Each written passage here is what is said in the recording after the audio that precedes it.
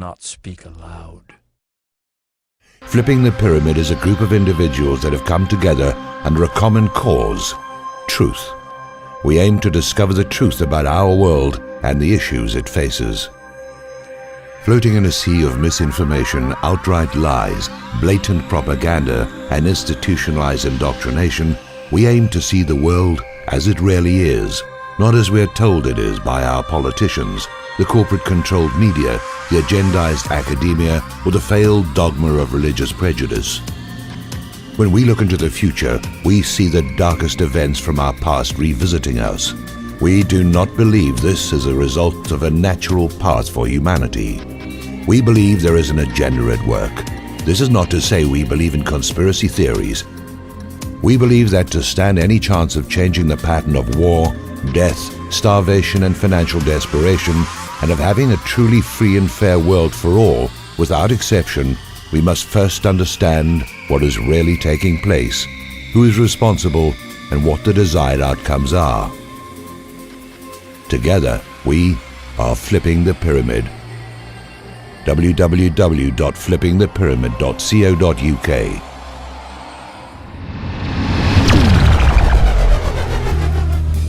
And now, live from England, bringing you news and analysis that you won't find on the corporate and government mainstream media. It's the WideShut Webcast.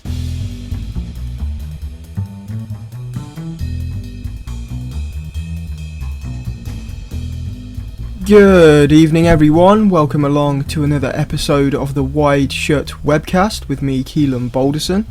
We're coming to you first at 8 PM UK time on FTP Radio.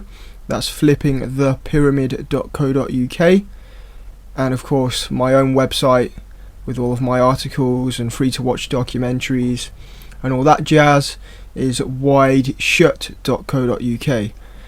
Shortly after the first airing here at 8 PM on the Sunday, you can get an archive of the show on YouTube, on iTunes and the Stitcher mobile application, in case you want to listen to it on your mobile or while you're travelling or whatever. And you can also get a standalone MP3 file. All the details on that, how to listen, etc. on the homepage of wideshut.co.uk. So yeah, how's everybody doing tonight? Lots and lots of news to get into as usual. Some more on the Iran front and also the general problems in the Middle East, or more aptly problems caused by the West and Israel because they want to dominate the Middle East. We've also got some news looking at the financial situation here in Britain, the whole cut situation, the workfare schemes, the cuts, the forcing of disabled people back into work, recategorizing what disabled is and everything that's going along with that. So yeah, lots to get into tonight. But I think we're going to kick things off today with a link sent to me by listener Dean Mills. So cheers to you, Dean, and thanks to everyone that shares links and things like that on Facebook. Half of the shows that I do usually come from links and ideas people have thrown out there somewhere on Facebook or YouTube or whatever. So thanks to all the people that are into the information sharing. It doesn't go completely unnoticed. You know, you might have some of your local friends completely ignoring what you're doing, but it does spark my mind, and then that hopefully sparks some more minds as it passes along. So thanks for all that sharing. But yeah, we're going to go to a link from Dean Mills, and this is anti-Islamic advertisements to hit NYC. And this particular link is from RT, Russia Today, but it's covered elsewhere as well.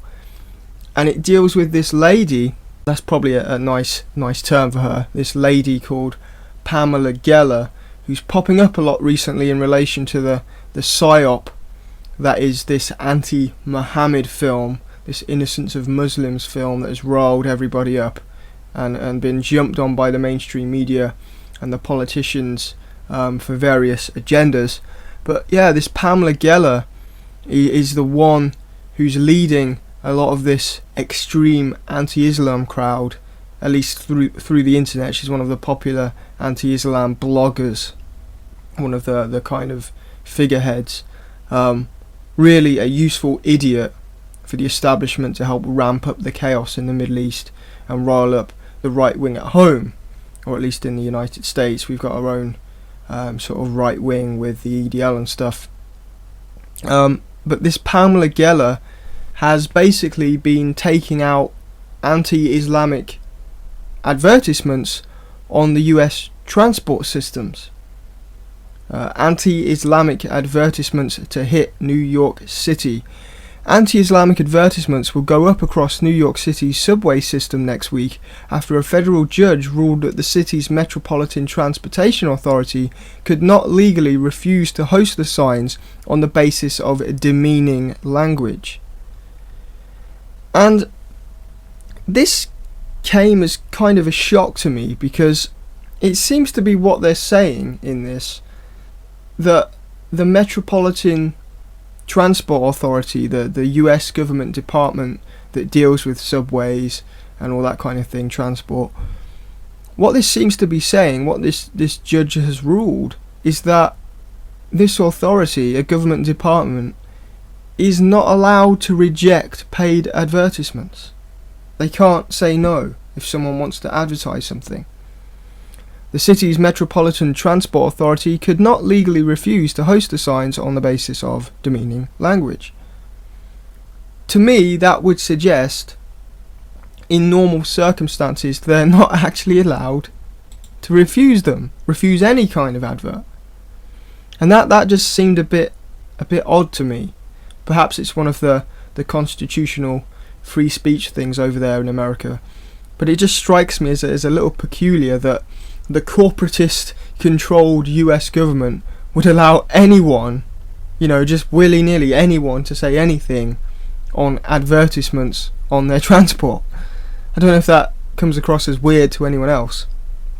And it surprises me actually that the counterculture hasn't utilised this themselves more often. For messages like reinvestigate 9/11 or end the Federal Reserve, or to counter the adverts by Geller, these anti-Islam messages. Why hasn't anyone come out with don't attack Iran adverts on the US transit system if they can't reject adverts based on anything really, unless it's outright calling people to kill people. Now I don't know whether it's because we don't see these messages from the counterculture. Maybe it's because the legitimate grassroots movements like 9/11 Truth, or the knowledgeable members of the anti-war movement that can foresee attacks on Iran being unjust and so on, maybe it's because they're completely broke, and when it's a legitimate movement there isn't actually any money behind it. There's no powerful people with agendas funding it, because generally speaking the people don't want what those powerful people want, and don't have any money to fund giant billboard campaigns and adverts all over subways and on trains and things. I know that the Building 7 campaign has taken out some advertising around New York over the years, but that took some considerable amount of effort and build up to that. But yeah, it just seems a bit odd that the government can't reject an anti-Islam advert from being plastered on a subway cart. It makes you wonder. I mean, this whole Muhammad video itself was not removed from YouTube because of, quote, free speech. And Obama was up there not so long ago, a few days ago, talking about how, we shouldn't take down these videos because we're a nation of free speech. And I'm thinking to myself, hang on a minute. We all know people who have had videos taken down. There's been occurrences of videos being taken down expressly by the US government. And the same over here in Britain. It will say, I can't quite remember what the message was, but it's something like the police or the government or whatever, this has been taken down because of that. But they can't take down the anti-Islam video. And I'm not saying that they should. I don't think they should. Free speech is free speech. But when we're dealing with the controlled government system, they seem to want to take down videos that don't suit their agenda. I remember I had an Obama video taken down about climate change. He was talking about how the science was settled, and it clearly wasn't settled, and my video was taken down on the basis that it didn't describe the video correctly in the title, something absurd like that, when it was clearly Obama says the science is settled. I think I put something like New World Order, Obama says the science is settled. So yeah, it's like they're picking and choosing when they want to be a free speech country, and it seems to be they want to be a free speech country when they want to rile up the Middle East because they want to be in there militarily. They want a, quote, powder keg to kick off so they can use it as an excuse to say, we need to stay in the Middle East. We need to go and attack Iran now. We need to do all this. Oh, look what they did here. And at the same time, they've also used the hysteria surrounding it as a cover as to why the Libyan embassy was attacked, when it was actually a pre-planned attack, and the Libyans don't want America there, and there's lots of warring factions and it's been in chaos for months. But then they can say, oh look, this video caused this chaos, what shall we do? We help liberate these people. This is madness. And it's like, no, you destroyed the country, and now you're going to try and blame it on a video that conveniently came a bit later on as your embassies were planned to be attacked. So it's all very much a psyop. That doesn't necessarily mean the creator of the video is completely controlled by the US government, or that the CIA itself made the video and all things like that. But when there are agendas at play and influences, things can be influenced from afar. Different people can insert themselves into the creating of a video. Their whole ideology of being anti-Islam could be crafted by the phony, other phony things that the government has done. And of course, then the government and the media can jump on it after the fact and spin it in their way. So when I say it's a psyop, I'm not exactly saying the CIA made the video, but it could have influenced it. They're definitely influencing it after the fact. So just keep that in mind when things are coming through the media. It's always spin, and when politicians are speaking, it's spin. That's what they do. But at the same time, it doesn't necessarily have to be a conspiracy by the Illuminati, if you get what I'm saying. But let's dig a little deeper into this Pamela Geller story about taking out adverts, anti-Islam adverts on the subway. Getting more into this article. As early as next Monday, 10 NYC subway stations will showcase adverts declaring, "In any war between the civilized man and the savage, support the civilized man. Support Israel. Defeat jihad." The campaign was created by the American Freedom Defense Initiative. Pamela Geller, the executive director of the AFDI, stands by her signage despite rampant complaints circling before the campaign has even begun. "I will not abridge my freedom so as not to offend savages," Geller told Sky News. And like I say, Pamela Geller is right. Free speech is important. We should all have free speech. And I guess if the subway is public property and there's no individual property rights in place for an individual to say, no, I don't want to enter in some kind of commercial enterprise with you, I don't want this commercial advertising, I guess if it's public property, then that doesn't stand, and that's probably how this whole thing is set up in America. But yeah, free speech is what we champion here on the WideShut Webcast. Dumb, moron, useful, idiot, hate-filled, warmongering scumbags should have a right to their opinion. On both sides, extremist Islam and extreme Christianity, or extreme right-wing and anti-Islam and extreme Zionism and whatever. People have the right to be silly and incorrect and wrong in what they believe in. They have the right to be wrong. It's fine. They have the right to be idiots. Free speech, however, doesn't mean there aren't consequences.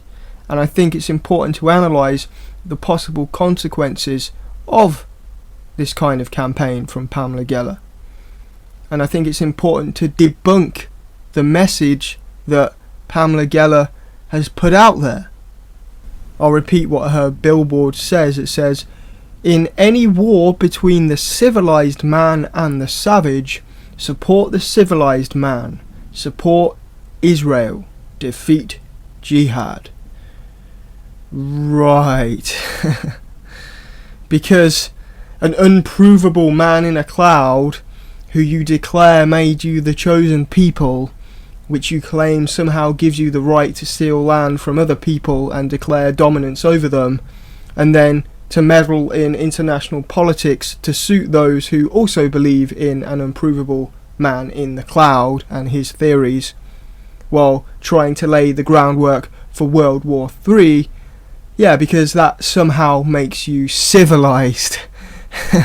Okay, if you say so. Mothers and children on a bus are targeted, and that is savagery.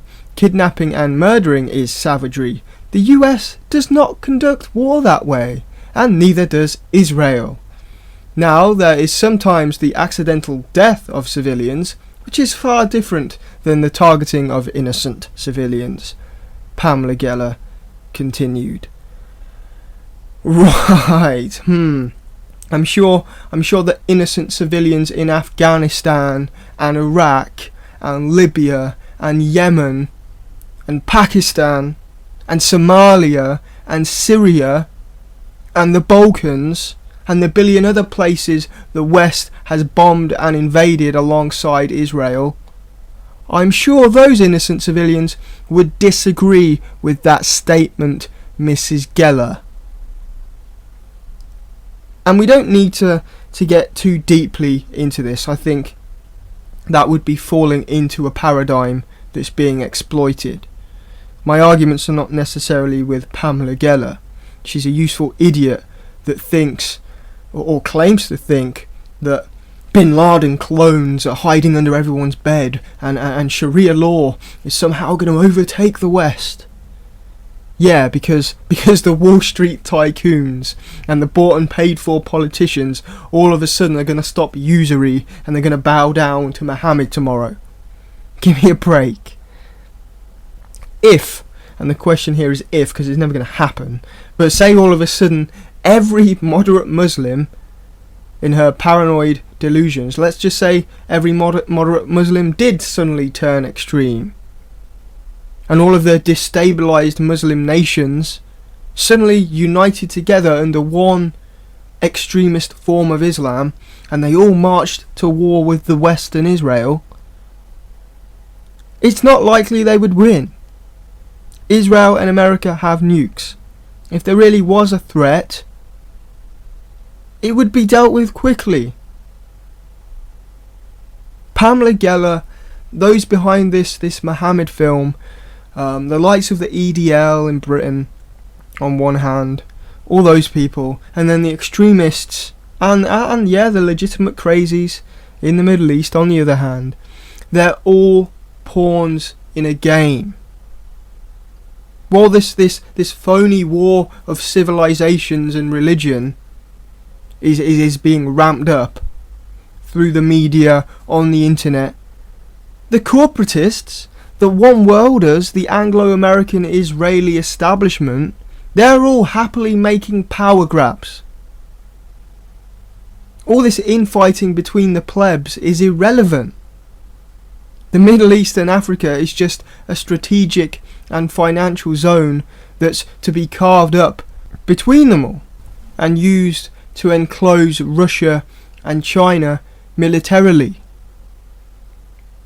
Any young British lad or American lad that goes to war in Afghanistan, or if the attack on Iran goes ahead, and anyone who ends up in a war with Iran, it's not to fight Islam or to get Al-Qaeda or any other myth they've created, and it's certainly not for defence. It's just a power grab. They're cannon fodder for a financial and political agenda. It's not about religion, it's not about civilized versus savage, it's not about our lads versus the scummy Muslims. These are all just the little arguments and myths given to us as pretext and emotional reasons so we go along with their agenda. The people directing the conflicts don't care about these silly little things, about whether Muhammad was a pedo, or if Anjem Chowdhury and his 30 followers are somehow going to rule Britain from their council estates. Most of the people calling for Sharia law don't even live by it themselves. All this hype recently is simply that, hype. And if it boils over into more death and more war, because the media keep promoting it and idiots keep falling for it, and Pamela keeps getting funding for her adverts from the Israel lobby, then the elite are just laughing all the way to the bank, because it means they can exploit their agenda further. The real enemy of everyone right now are sitting up there in their ivory towers. They're not on the streets in Benghazi or in Iran, or they're not on the internet talking about the evil Muslims. They're not marching with the EDL, or they're not making Muhammad films.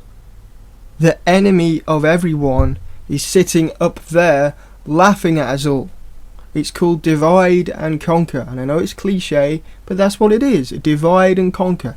Get the plebs arguing between themselves, manipulate them, place them where you want them to be, and then you can grab more power and use different things as different excuses to take power here and implement this there.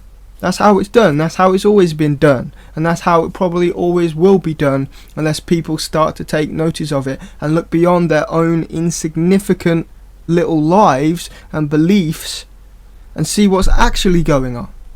Because the agenda is much bigger than our lads and you know, the evil Muslims. Get over it. Stop being so childish. We're all in this together, unfortunately. And our lads, our innocent lads, are going to be sent over to fight other innocent lads. And they're going to die. And the agenda for a one world order is just going to continue. Unless people start to do something about it. I don't know. Anyway, a couple of other stories to get to on this front. Something that goes along with this general reignition of the war on terror and this clash of civilizations, Muslims versus the West, Christians versus Muslims, civilized versus savage. The media hype that has boiled over since this Muhammad film. I don't know if anyone saw it, but there was this bizarre story involving the Queen, our Queen over here in England. This story that the BBC, quote, inadvertently revealed that the Queen wished Abu Hamza could have been arrested back in the 90s for his anti-British sermons and his basically inflammatory preaching. And that story was out this week. But for those that don't know, Abu Hamza was one of the leading extreme Islamic clerics here in Britain, mainly during the 90s. I did a section on Abu Hamza in my film, my free-to-watch documentary, 7/7 What Did They Know? And basically, he helped groom the current generation of what we call extremist Muslims in this country. The alleged 7/7 bombers had attended his sermons a few times.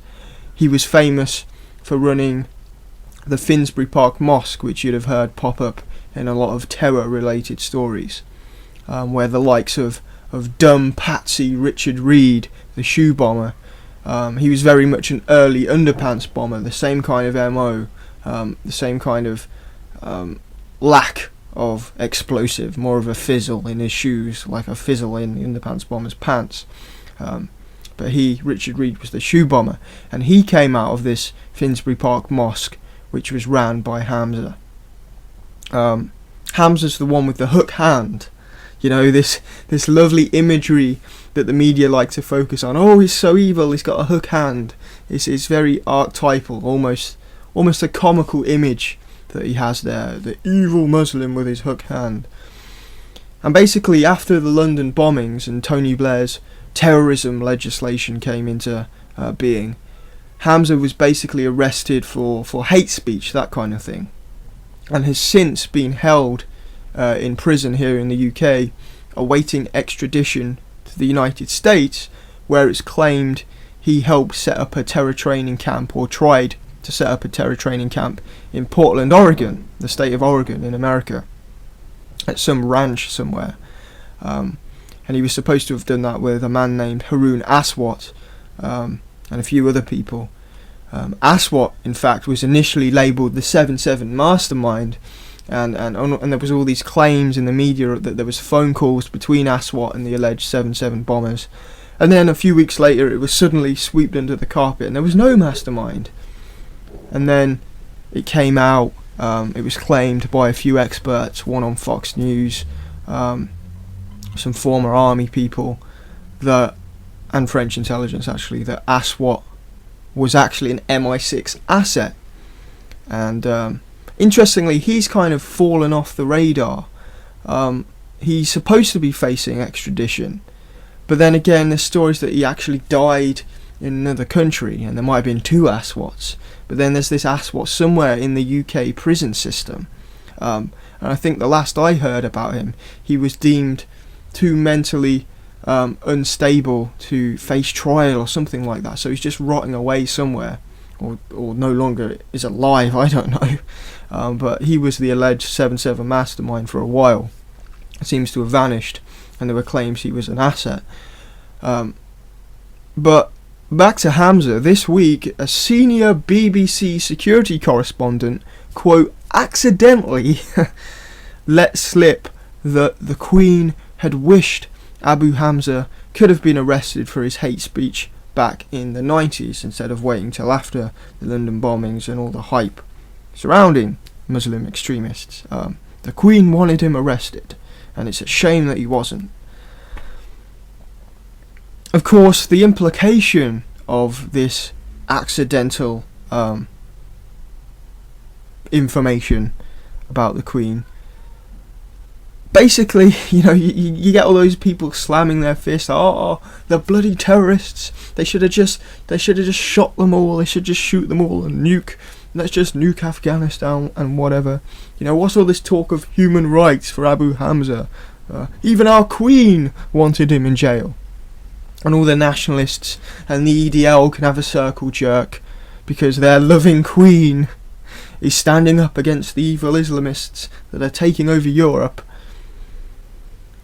The problem with all this, and the implication of this report, and I think the reason the correspondent accidentally revealed what the Queen was thinking and what she said in private, which they all know you're not supposed to do, that's the point. He's a senior security correspondent. He should know that you're not supposed to tell people what the Queen thinks and says, because she's not supposed to be political. But the point is, all of this plays into the recent hype, and it plays in to the mainstream mythology of what the war on terror is, which is a farce. As I go into in my film 7/7 What Did They Know, and I will do in the new film Strange Bedfellows, Islamic Terrorists and the West. Still 100 days left to donate for the new film. $390 already donated, only in the last few weeks that the first few weeks that the page has been up. So big thank you to everyone who has donated so far. But to the point, as I go into in 7/7 What Did They Know, Abu Hamza was an informant for Special Branch and MI5. So of course they weren't arresting him. He was working with them. His job was allegedly to pass on intelligence about potential extremists, although it seems to be his job was to groom patsies. But he was allowed to preach hate. He was an informant. They visited him quite regularly. They had meetings. This is all documented. The government also used Hamza and some other people like Omar Bakri, these leaders and their networks to extreme Islamist groups overseas. They use those networks to send British youngsters and men to terror camps to fight in the Balkans, in NATO's dirty war against Milosevic. And we see today NATO is still working hand in glove with the extremist Islamists. But all that's swept under the carpet. You know, oh, Hamza is just this evil guy, and the Queen wanted him arrested, but we're so nice we don't arrest them. No, you were working with them. But the EDL, who, I mean, a lot of them are well-meaning, a little ignorant on a lot of things. That's the point. They don't know the wider context. We work with the Islamists. It's not their hatred for the quote terrorists simply plays in to the mainstream mythology. We help create the terrorists. We want there to be terrorists so we can justify all these wars. And they love all these wars because they think the terrorists are evil, which they are, but it's a lower level understanding of the bigger picture. They're just pawns in the game. What I'm going to do is play a segment from that film, 7/7 What Did They Know, that goes into this relationship. So here's the Covenant chapter of 7/7 What Did They Know, which is also free to watch in full on wideshut.co.uk. We are flipping the pyramid. Flipping the pyramid. That issue just kind of brings to light some of these questions about deep politics. What is our relationship to international terrorism? What is our relationship to Al-Qaeda? You know, we're using these guys. What's going on here? When did this stop? Has it really stopped?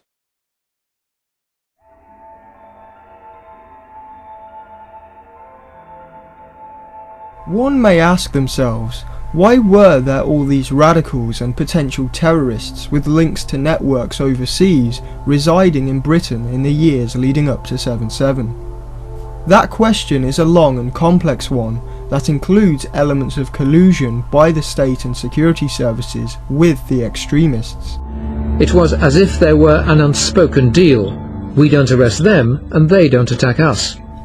In his book What Went Wrong, 7/7 The London Bombs, former British Army officer and intelligence expert Crispin Black wrote of a secret government policy known as the Covenant of Security.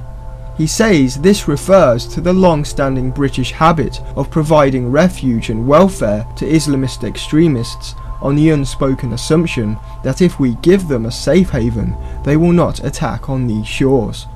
French intelligence call this policy with contempt Londonistan. The CIA and the Israelis all accused MI6 of letting all these terrorists live in London, not because they were getting Al-Qaeda information, but for appeasement. It was one of those you leave us alone, we leave you alone kind of things. Under the Covenant, Britain spent years harbouring hate-filled preachers like Abu Hamza, former Imam of the Finsbury Park Mosque, and Omar Bakri, former leader of Al-Muhajirun, now Muslims Against Crusades. In fact, at various stages, both men were assets of MI5 and MI6. Allah happy. Allah is happy when a kafir is killed. Kafir is walking by. He went inside. You catch him. What are you doing here? Then he's a boot. You can sell him the market. If Muslims cannot take them and sell them in the market, then you just kill them. It's okay.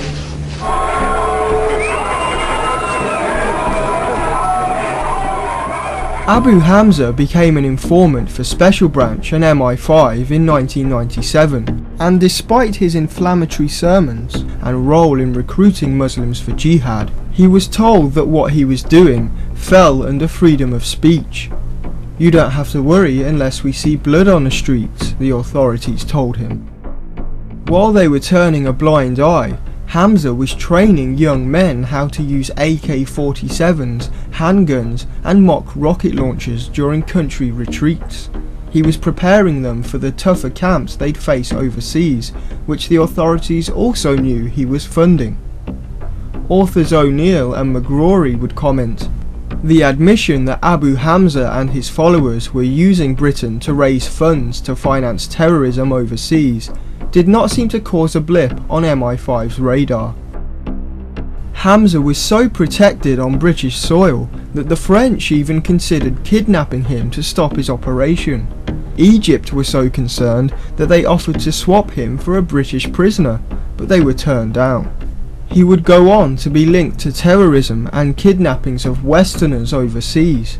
He would regularly praise suicide bombings, violent jihad and Osama bin Laden, and would even call for planes to be bombed out of the sky. The idea is to slow down and make the sky very high risk.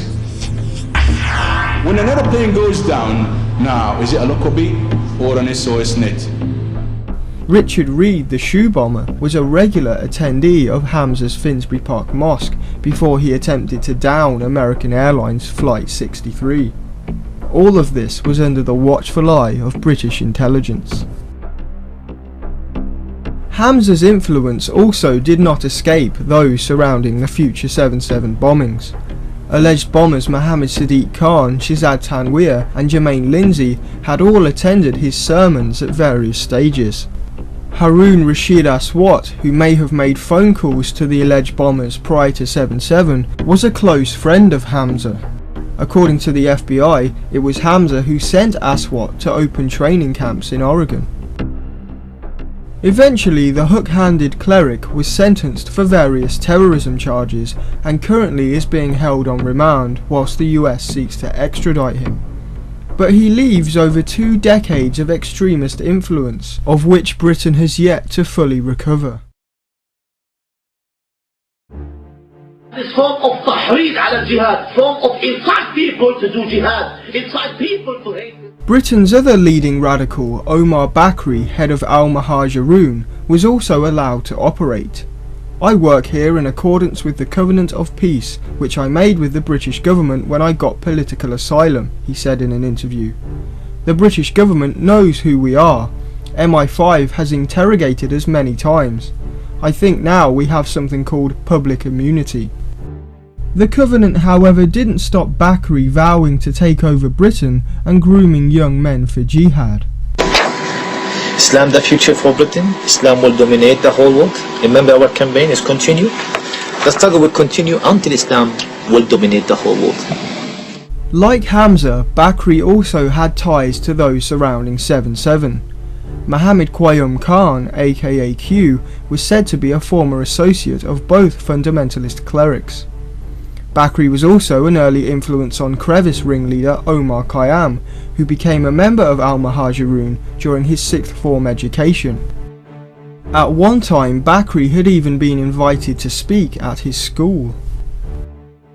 The name Bakri comes to mind, and I do know that after his visit, a number of elements of the school community did say to me, well, did I realise that this was no ordinary cleric, and he did have particular views about the role of Islam and the political context in which he was operating. Omar joined al-Muhajirun. When he left school, he went to Pakistan to train for jihad, but he never told his parents. His family had to drag him back. He returned to Crawley, radicalized and unrecognizable from the Omar his teachers had known. American informant Junaid Babar, the Crevice trial star witness and who trained Mohammed Sadiq Khan in Pakistan, was inspired by Bakri during trips to the UK in the 90s and was associated with a New York branch of al-Muhajirun. According to Mohammed Sadiq Khan's brother, Khan himself was a follower of Bakri's school of Islam, and there have also been claims that he was friends with 2 al-Muhajirun members who committed suicide attacks in an Israeli bar in 2003. Following the London bombings, Bakri's Covenant of Peace was broken. He fled the country and was banned from returning. In the days and weeks since the 7th of July, many have raised concerns about extremists. The government briefed that it was considering whether to charge extremist clerics whose preaching might incite terrorism. One man high on the government's list of those soon to be deported is almost certainly Omar Bakri Mohammed. The radical Muslim cleric Omar Bakri Mohammed has been banned from setting foot on British soil again.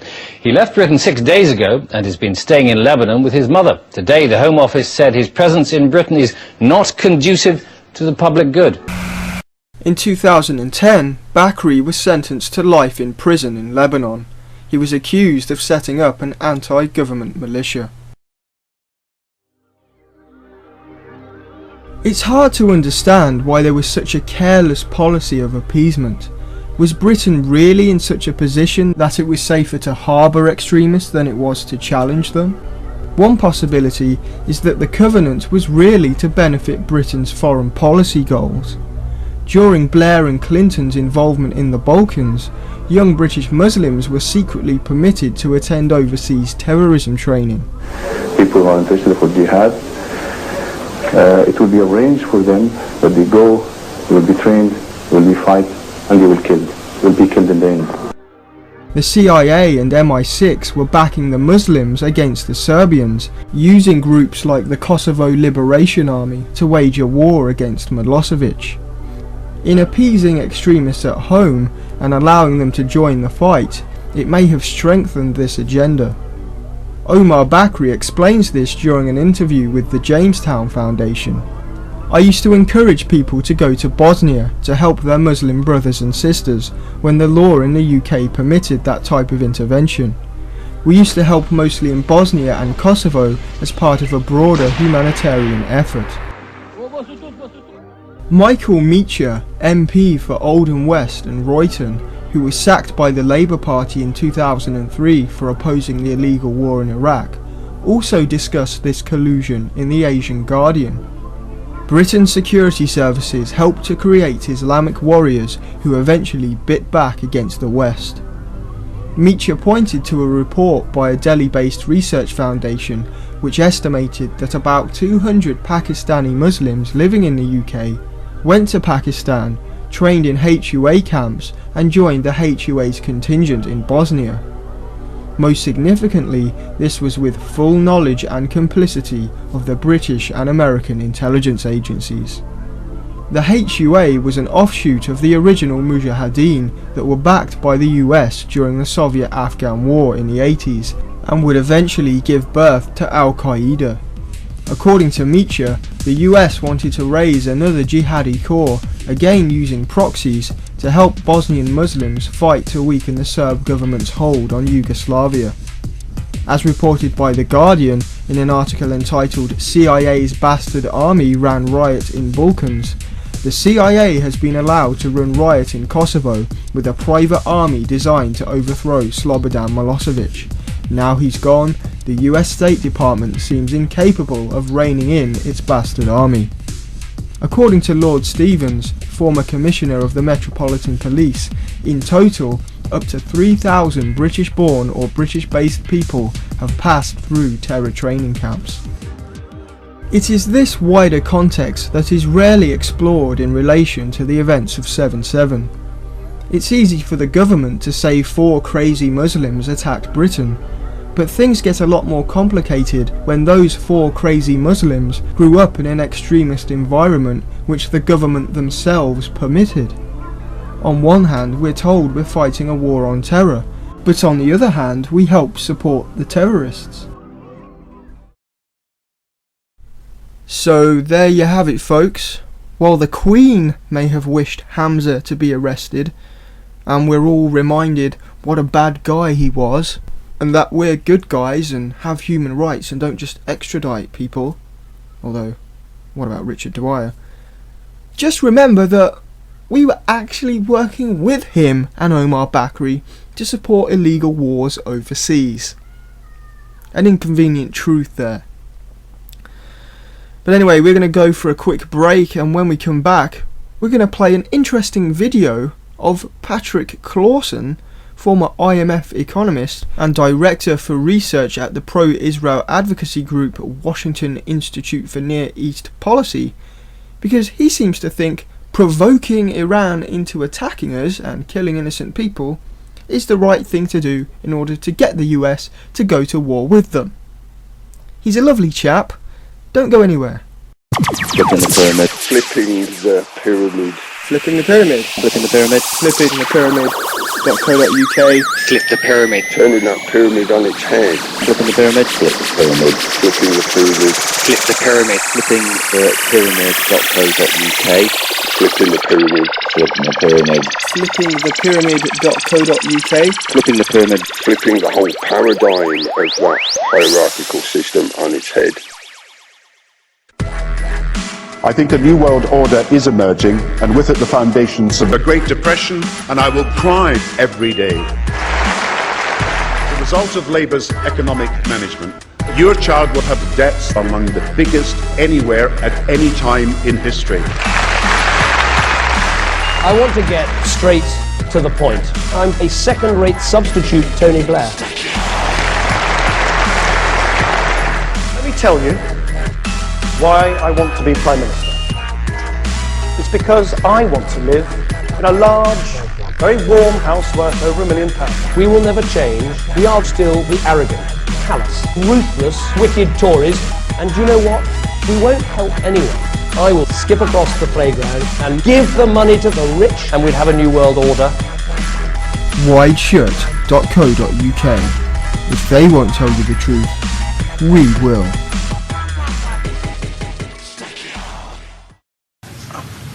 I frankly think that crisis initiation is really tough. And it's very hard for me to see how the United States president can get us to war with Iran. Which leads me to conclude that if, in fact, compromise is not coming, that the traditional way of America gets to war is what would be best for U.S. interests. Some people might think that Mr. Roosevelt wanted to get us into World War II, as David mentioned. You may recall we had to wait for Pearl Harbor. Some people might think Mr. Wilson wanted to get us into World War I. You may recall he had to wait for the Lusitania episode. Some people might think that Mr. Johnson wanted to send troops to Vietnam. You may recall he had to wait for the Gulf of Tonkin episode. We didn't go to war with Spain until the until the Maine exploded. And may I point out that Mr. Lincoln did not feel he could call out the Federal Army until Fort Sumter was attacked, which is why he ordered the commander at Fort Sumter to do exactly that thing which the South Carolinians had said would cause an attack. So if, in fact, the Iranians aren't going to compromise, it would be best if somebody else started the war. One can combine other means of pressure with sanctions. I mentioned that explosion on August 17th. We could step up the pressure. I mean, look, people, Iranian submarines periodically go down. Someday one of them might not come up. Who would know why? We can do a variety of things if we wish to increase the pressure. I'm not advocating that, but I'm just suggesting that this is not a either-or proposition of, it's just sanctions has to succeed or other things. We are in the game of using covert means against the Iranians. We could get nastier at that. Whoa. Whoa. You can't get more frank than that.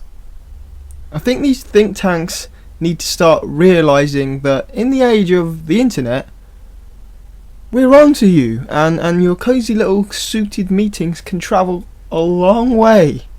People now know what you're doing and talking about. Don't be so arrogant. I mean, this is one step away from calling for a false flag attack. Really, morally, it's hard to separate the two. A false flag attack is where you attack your own side and blame it on your enemies, or an attack happens and you blame it on the wrong person because it suits you better politically for it to be this group or that group. What Patrick Clawson is calling for is engineering some kind of incident where Iran is provoked into attacking the US. If that involves the death of innocent people, call it a false flag, call it what you want. I call it treason, and I call it a war crime. If you provoke Iran to attack, to me, that makes you the attacker. You engineered it. And I can't believe he's being so open about doing it, or calling for it. He called it a quote, crisis initiation. And he actually acknowledged that crisis initiation, creating a false pretext for war, is the traditional way to do it. And he went through all the examples. Jesse Ventura goes on to mainstream media channels and says all war is started with a lie, and he's considered kooky. He's considered a conspiracy theorist, a bit wacko. Yet when a World Bank IMF chief says the same thing and advocates doing it, he's an intellectual. Well, let's go through some of these examples that he went through. World War II, Pearl Harbor. History now tells us that FDR was provoking the Japanese deliberately. He was massing the military in the Philippines. They cut off oil to Japan. They stationed at Pearl Harbor, which was seen as a threat by Japan, who were headed to what they called the Dutch East Indies and Southeast Asia. At that time, 52% of Americans expected war with Japan because of what FDR was doing. They didn't want the war, that was the point, that's why they had to make a pretext, but they could see it coming. Then there was the important memo from Lieutenant Commander Arthur H. McCollum, which is called the McCollum Memo, you can Google it, where he expressly called for the provocation of Japan into committing an overt attack on US interests to get US into the war, to get America into World War II. Commanders were instructed that Japan was to make the first move. They were waiting for Japan to attack them. And the whole thing was intercepted. They knew Pearl Harbor specifically was going to happen. And Patrick Clawson wants that to happen again, according to his speech. They want to provoke Iran and then let the attack happen as a pretext to invade Iran, or at least bomb them and take out the quote nuclear weapons facilities that don't even exist. They don't have a nuclear weapons program. We've been through this over and over. There's no evidence. If there was evidence, they'd be there already. Go back to World War I. Studies were undertaken to determine what it would take to draw America into the war. One of them was actually conducted by future Prime Minister Churchill, the old drunk we all seem to have put on a pedestal in this country as the best Prime Minister we ever had. He's the figure of nationalism. He was a scumbag. And it was determined that for America to get behind the war, an attack on an ocean liner would be suffice. So do you know what they did? They sent an ocean liner where it would be attacked. There was even warnings in the newspapers. Don't go on the Lusitania, it will probably be attacked. Jump forward, Freedom of Information shows that the Gulf of Tonkin incident that sparked the Vietnam War, it didn't even happen. It was completely staged. And if you remember, before WMDs could be concocted, because that obviously was a lie as we know now, Bush and Blair actually discussed flying a plane with UN colours into Saddam's airspace so it would be shot down and there would be a pretext to invade, and specifically so they could get the UN on side, because under UN law, you know, you can spin it how you like, but Iraq was an illegal war. And this guy, these people, these think tanks, they're the same Israeli neocon scumbags that were calling for a new Pearl Harbor just before 9/11. Well, it looks like they're calling for another new Pearl Harbor. Maybe they should call it a new 9/11. So that they can get their pretext to take on Iran. So just keep your wits about you, folks. As Patrick Clawson said, we're involved in covert operations with Iran, and we're not above doing something like this again. It's the historical norm. So just keep your eyes peeled, and when something, or if something does happen, and it's blamed on Iran, turn off the mainstream media and dig a little deeper, because we'll probably end up finding that it was a lie, or some kind of false flag, or some kind of crisis initiation. We're quickly running out of time here. We're just going to go over a few headlines, just give you the general gist of what's happening this week, or what has happened this week, some things I didn't quite get into. Quantitative easing 3 is well underway in the United States. That's the Federal Reserve issuing a whopping $40 billion a month of new currency. And basically, this is a slightly tweaked quantitative easing. They're buying up the failed and toxic mortgage-backed securities. They're basically swallowing the bad debt and putting it on the taxpayers. Like I said last week, it's bailing out the rich people and pretending that it's going to trickle down to the poor people who are getting hit the hardest through the recession. How about instead we bail out the people? Why are we bailing out the criminals?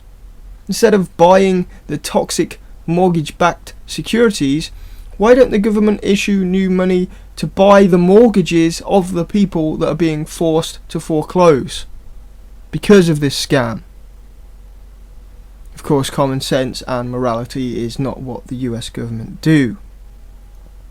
Moving on, Atos scandal.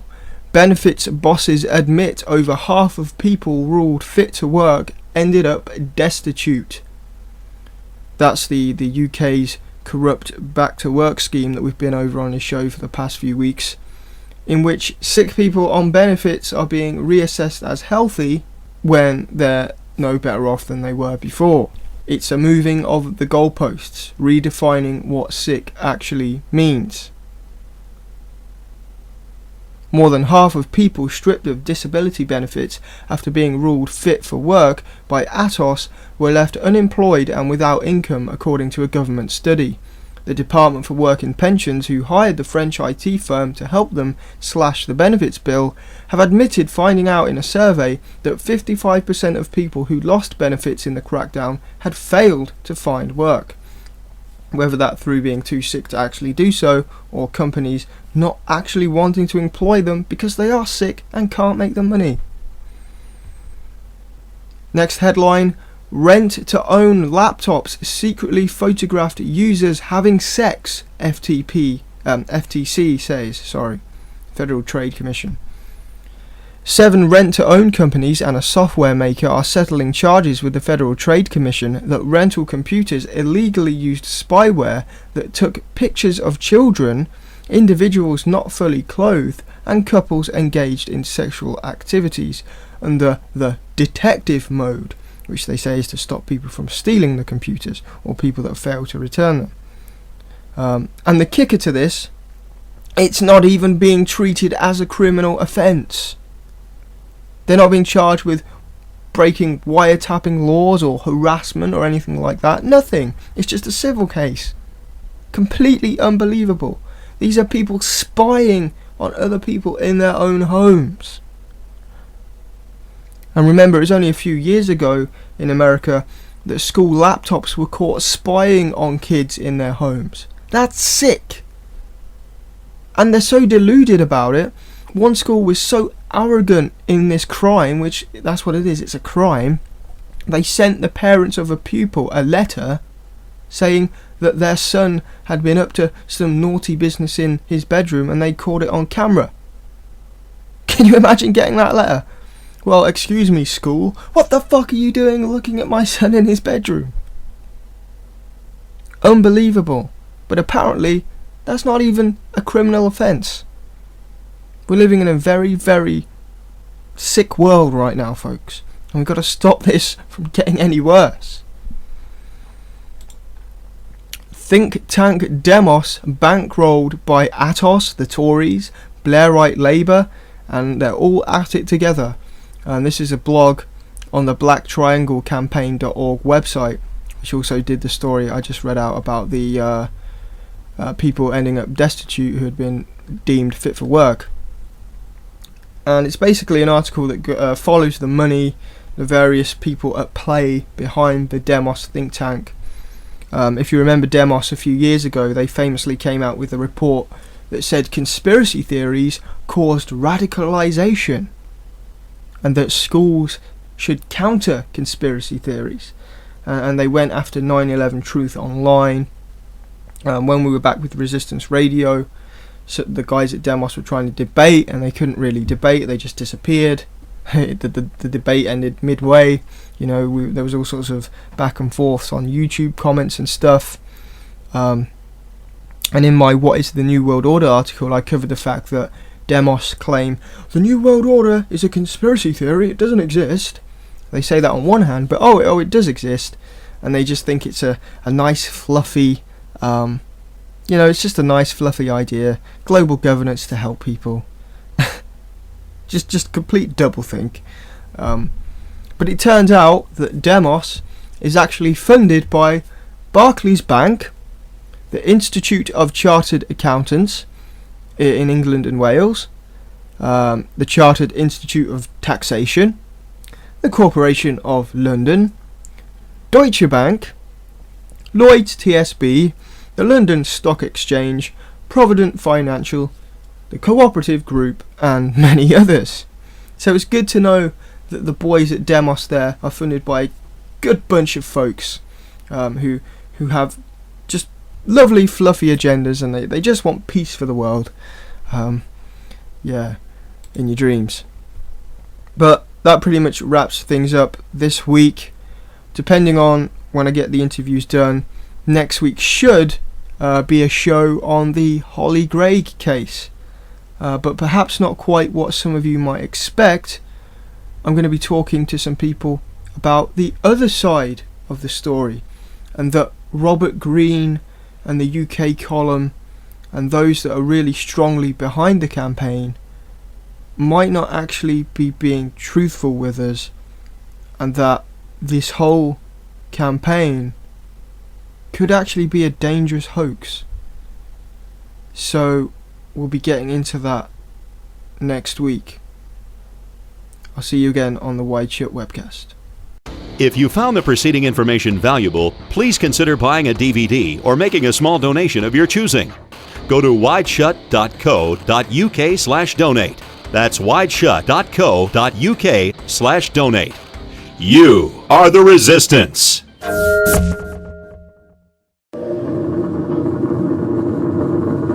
We choose to go to the moon in this decade and do the other things, not because they are easy, but because they are hard.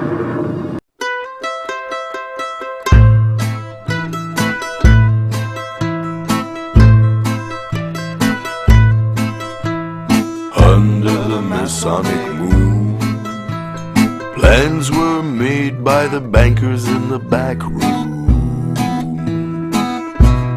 Get the president out of the way and hire Stanley Kubrick. Under the Masonic moon,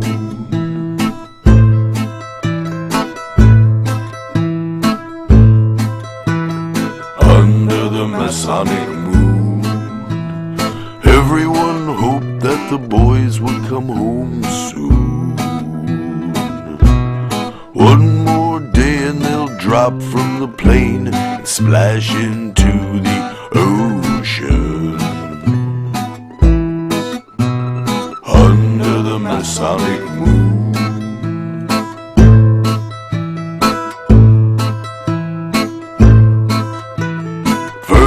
Von Braun and his conspirators got a free ride to the States. They turned Nazi into Nassau, they just couldn't wait.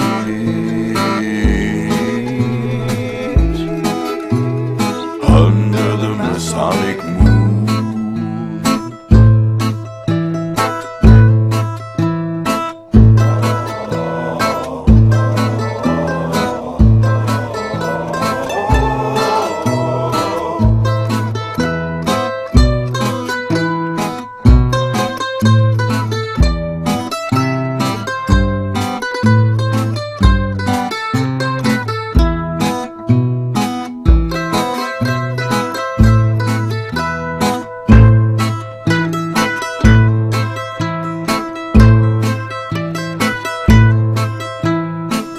under the Masonic moon. Plans were made by the bankers in the back room. The owl sees into the night, and the secret will never be told. Contact light. Okay, engine stop. We copy you down, Eagle. And quality base here.